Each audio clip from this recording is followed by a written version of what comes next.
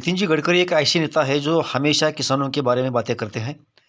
Agriculture sector में बहुत बड़ी क्रांति आए, ये उनकी मनीषा है। अब देश में जो फ्यूल लगता है, वो अगर एग्रीकल्चर कल्चर सेक्टर से आ जाएगा, तो उससे जो भारत का जो विदेशी चलन होता है, उसमें बचत होगी और जो भारत का किसान है, वो भी समृद्ध बनेगा, संपन्न बनेगा, अमीर बनेगा। तो उस दिशा में और एक उनकी स्पीच है जो पार्लियामेंट में उन्होंने दी है, वो हम सुनेंगे। इसमें से हमें बहुत सारी जानकारी मिल सकती है। हालाँकि ये स्पीच कुछ महीने पहले की है, लेकिन जिन किसानों को खेती में कुछ बहुत ज़्यादा काम करना है, आगे चलकर कुछ उनकी प्लानिंग है, तो उनके लिए ये स्पीच बहुत ज़रूरी बन सकती है। इस वास्ते हमने अपने चैनल पर इसे डाला है, इसका लाभ किसानों को हो सके। तो चलो सुनते हैं गडकरी जी क्या कह रहे हैं। अभी एम्बार्कमेंट में आपको ये मालूम होगा, हाइड्रोपोनिक जो पानी पर खेती हो रही है, एक के ऊपर 10, बहुत अच्छी टेक्नोलॉजी है। उसमें जो पिट लगता है वो कॉयर का है, और ये कॉयर का जो बोर्ड है हमारा केरल का, अब इसका टर्नओवर 1900 से 3300 करोड़ रुपए हुआ है। वो एक्सपोर्ट भी कर रहे हैं, और उसमें अभी खेती से लेकर कॉयर को बहुत डेवलप करने की आवश्यकता है। तमिलनाडु, केरल और आंध्र, तेलंगाना, यहाँ हम ये कर सकते हैं। आपको बता दो, बंगाल से जूट और कॉटन मिलाकर एक जैकेट आया था परसों में, पार्लियामेंट के समय पहना। इतना सुंदर कपड़ा है कि इतने अच्छे अच्छे कॉम्बिनेशंस बन रहे हैं कि आवश्यकता है कि इसको ठीक प्रकार से कमर्शियली मार्केटिंग करना। अभी छत्तीसगढ़ के हमारे सांसद बोल रहे थे, इन्होंने मेटल क्राफ्ट बनाया। आप छत्तीसगढ़ में इतना अच्छा मेटल क्राफ्ट बनता है, बहुत सी जगह पर बनारस के सिल्क की बात होती है। हाँ, तो ये सभी गन मेटल, ये सभी बातों को लेने के लिए हमने अब कमर्शियली एक योजना बनाई है। हनी, अभी हनी के लिए मैं आपको बताना चाहता हूं कि हनी क्लस्टर बना रहे हैं। आपको बताओ, अमेज़न के साइट पर जो जम्मू कश्मीर में, उत्तराखंड में और हिमाचल में जो हाई एल्टीट्यूड पे हनी है, उसकी कीमत 5000 रुपए किलो है, और हमारे यहाँ 200 रुपए किलो भाव है। हमने हनी का क्यूब बनाया, और अभी हनी का ऐसा सिस्टम आया है, वो मैंने बीच में प्रधानमंत्री को मैं 5 अपने लेकर कैबिनेट के मीटिंग के बाद चाय के लिए मैंने तुरंत ऐसा किया, और हनी चाय के इसमें गया। तो मैंने कहा आप एक आधे मन की बात में ये प्रचार करो कि आप शुगर नहीं, हनी लो चाय कॉफी में। तो हंसते हुए मुझे कहा कि आज तो मुझे कह रहे हो हनी वापरो, और फिर शुगर वालों की तकलीफ होगी तो फिर मेरे पास आओगे कि शुगर को मार्केट नहीं तो क्या करना।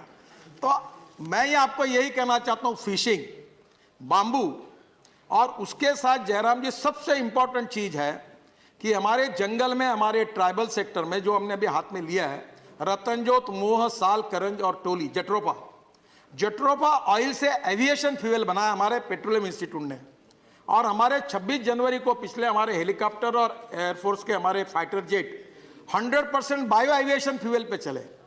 फिर हमने स्पाइस जेट का एक प्लेन देहरादून से दिल्ली 25% इससे लाया, और अब 40,000 करोड़ का हम लोग ये इंपोर्ट कर रहे हैं। और हमारे जंगल में हमारे वनवासी अगर बायो एविएशन फ्यूल बनाएंगे तो कितने वनवासियों को रोजगार मिलेगा। तो हमने वो बायोटेक्नोलॉजी का उपयोग करके हम लोग ये bio aviation fuel tribal sector में 115 एस्पिरेंट डिस्ट्रिक्ट में कैसे बने, उस काम को हमने शुरुआत की। मुझे दुख होता है, जब भी सुबह मैं अखबार पढ़ता हूं तो एक अखबार का कागज इंडियन नहीं है, सब इंपोर्टेड है। हमने हमारे पेपर मिल बंद कर दी। हम हमारे जंगल में आज कनाडा से और हमारे साउथ अफ्रीका से ट्रक भर भर के 40,000 करोड़ का पेपर पल्प आता है, 40,000 करोड़ का पेपर आता है, 20-25 हजार करोड़ की लकड़ी आती है। हमारे यहाँ वेस्टलैंड पड़ी हुई है। मैं इकोलॉजी एंड इन्वायरमेंट का समर्थक हूँ।